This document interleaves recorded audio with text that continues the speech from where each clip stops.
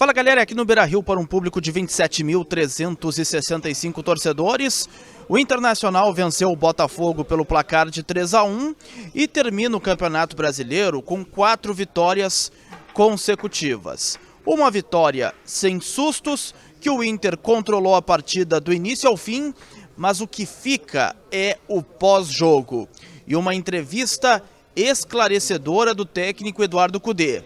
E me parece muito claro que Cudê ele só fica em caso de reeleição do presidente Alessandro Barcelos.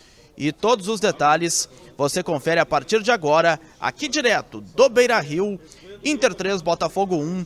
Muito importante você chegar aqui, se inscrever, ativar as notificações, dar aquele like, joinha bacana para o conteúdo subir e viralizar cada vez mais aqui no YouTube. Muito importante que você faça isso, até para a gente atingir aqui um maior número de pessoas, tá certo? Bom, pessoal, a escalação do Internacional, ela teve algumas mudanças em relação ao que a gente projetava. O Johnny, por exemplo, que hoje fez a sua despedida, ele começou no banco de reservas. O Wanderson, com desconforto muscular, foi vetado pelo departamento médico. O Gabriel Barros acabou começando a partida. O Inter que foi a campo com Rocher, Bustos, Igor Gomes, Mercado e René, Arangues, Bruno Henrique, Alan Patrick e Maurício, Gabriel Barros e Ener Valência. O Inter, desde o início, é bem verdade que a partida começou com um ritmo lento, tanto do Colorado quanto também do Botafogo. Mas o Inter, quando se organizou ofensivamente, chegou ao gol através, o primeiro do Ener Valência, um cruzamento do Maurício, em que o Ener Valência se desvencilha do Cuesta e acaba chutando para o fundo da rede do Lucas Perry. Depois, o Alan Patrick ainda teve um gol anulado, que eu considero assim um absurdo, até porque a bola vem do jogador do Botafogo. E eu não anularia. Eu acho que foi um gol absolutamente legal e o Inter foi prejudicado. Ainda teve um gol do Botafogo anulado na primeira etapa, mas este é bem assinalado pela arbitragem. Veio o segundo tempo e o Inter leva o gol de empate logo a 1 minuto da segunda etapa em um cabeceio do Janderson, sem chance alguma de defesa para o Rocher. Mas o Inter, depois em 5 minutos, ele definiu a partida através do Alan Patrick, num belo gol com muita categoria, em que ele chuta no canto direito do Lucas Perry, mas o domínio é de um jogador que tem muita qualidade. E depois o Pedro Henrique, em uma arrancada fulminante, ele faz o 3-1 e define ali a partida. Depois o Inter administrou e levou o jogo como bem quis. O Inter que termina o Campeonato Brasileiro com 4 vitórias consecutivas e em alta para o encerramento da competição e tendo boas perspectivas para 2024.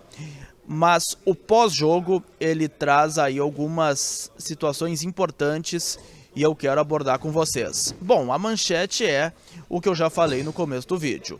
Está muito claro pela entrevista de Eduardo Cudê que ele só permanece no clube com Alessandro Barcelos sendo reeleito no sábado no pleito com Roberto Melo. E tem aqui algumas aspas que eu separei do treinador do Internacional que vale a pena a gente repercutir. Abre aspas para Eduardo Cudê. E ele também fala sobre a sua saída em 2020. Abre aspas para Cudê. Não permito que me mintam, como foi em 2020. Prometeram uma coisa e não foi. Pode falar com a verdade. Se fala, vamos investir, não importa. Como aconteceu no Atlético Mineiro. Me buscaram para competir com Flamengo e Palmeiras. Depois não deu. Sobre Roberto Melo, Eduardo Cudê, abre aspas, ele falou para mim que tinha intenção ou que achava que meu nome estava no seu projeto. Conheço o Roberto, não tenho a confiança que tenho com o Alessandro. Conheço a família do Alessandro, dos demais não.